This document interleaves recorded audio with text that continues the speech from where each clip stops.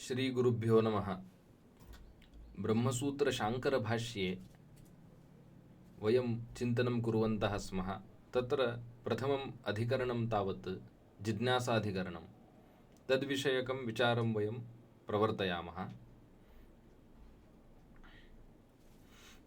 जिज्ञासाधिकरणम् इति अस्मिन् अधिकरणे एकमेव सूत्रं वर्तते, अथ अतः ब्रह्मजिज्ञासा इति। एतत् सूत्रार्थचिन्तनात् पूर्वम् अधिकरणलक्षणं वयं पश्यामः। विषयो विषयश्चैव पूर्वपक्षस्तथोत्तरं संगतिश्चेति पञ्चाङ्गं शास्त्रे अधिकरणं स्मृतम् इति अधिकरणलक्षणमुच्यते। भाष्यलक्षणम् अपि वयं चिन्तयामः। भाष्यं नाम सूत्रार्थो वर्ण्यते यत्र वाक्यैः सूत्रानुकारिभिः स्वपदानि च वर्ण्यन्ते भाष्यं भाष्यविदो विदुः इति वदन्ति।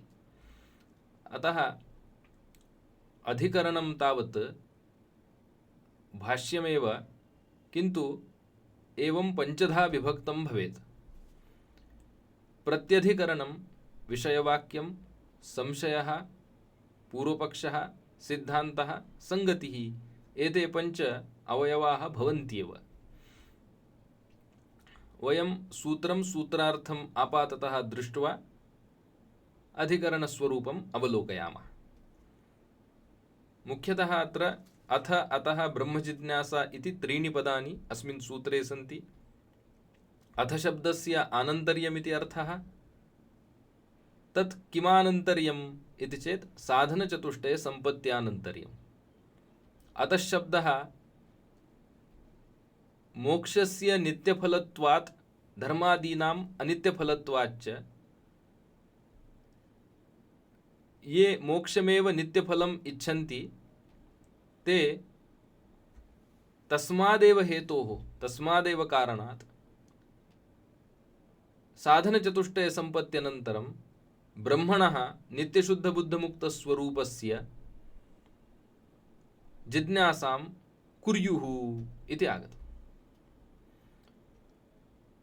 अतः साधनचतुष्टय सम्पत्त्यनन्तरं मोक्षस्य नित्यफलत्वात् ब्रह्मजिज्ञासा कर्तव्या इति कर्तव्या पदाध्याहारः अत्र कर्तव्यः।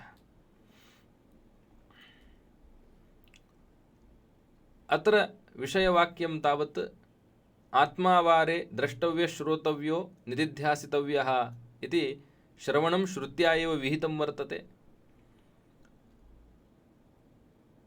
स्वशाखीयः वेदः समग्रः अध्येतव्यः इति च शास्त्रमस्ति। स्वाध्यायो अध्येतव्यः इत्यादि शास्त्रं।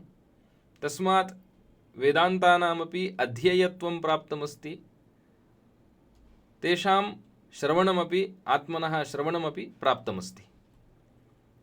बन्धनिवृत्तिः वेदान्ताध्ययनस्य फलमत्र शास्त्रकारैः निरूप्यते। तथापि संशयः जायते। प्रत्यग्ब्रह्मसाक्षात्कारः इति यः उच्यते तत् कथं सिद्ध्यति? वेदान्तशास्त्राध्ययनेन तादृशः साक्षात्कारः कथं सिद्ध्यति इति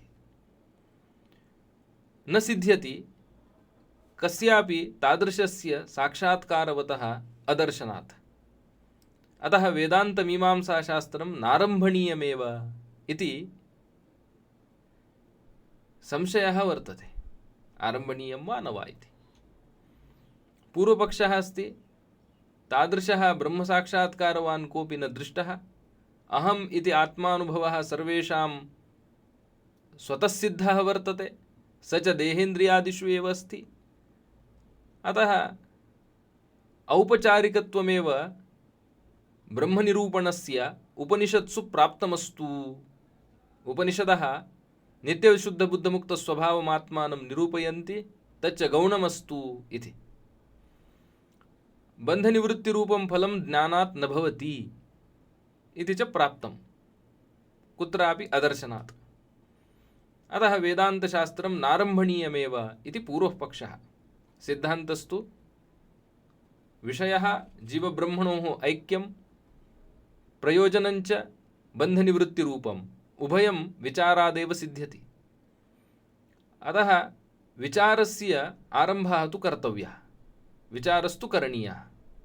विचारस्यैव फलं प्रत्यग्ब्रह्मात्मसाक्षात्कारः वर्तते। विचारद्वारेण अविद्यानिवृत्तिः जायते। तस्मात् बन्धस्य मिथ्यात्वात् अध्यस्तत्वात् भेदस्य प्रत्यक्षसिद्धत्वे अपि विरोधो न भवति। ये च धर्माः अध्यस्ताः इति उक्ताः ते सर्वेपि मिथ्याभूताः, अतः विरुद्धधर्माणाम् एकत्रसत्वेपि न विरोधः, मिथ्यात्वादेव। कर्तृत्वादिरूपस्य बन्धस्य च निवृत्तिः शास्त्राध्ययनेन विचारेण भवति, अतः इदं शास्त्रम् आरम्भणीयम् इति प्राप्तम्। एवं सूत्रं, सूत्रार्थः एतत् सर्वम् अस्माभिः आपाततः दृष्टमस्ति। अत्रैव स्थगयामः। धन्यवादाः, प्रणामाश्च।